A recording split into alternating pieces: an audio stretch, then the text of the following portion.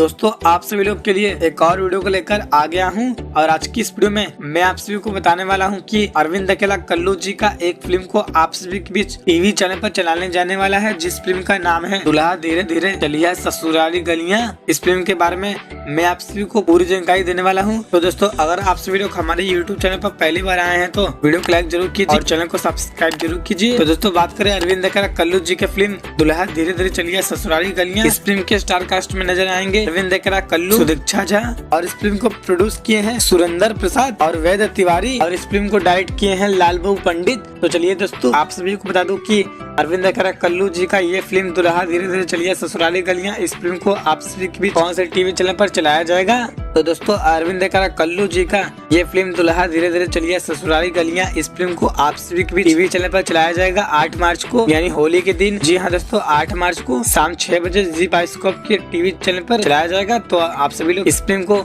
एक बार जरूर देखिएगा, काफी कमाल की भोजपुरी फिल्म होने वाली है। और दोस्तों अगर आप सभी को वीडियो पसंद आए तो वीडियो को लाइक जरूर कीजिए और चैनल को सब्सक्राइब जरूर कीजिए। मिलते हैं आपसे एक और नई वीडियो के साथ, तब तक के लिए बाय।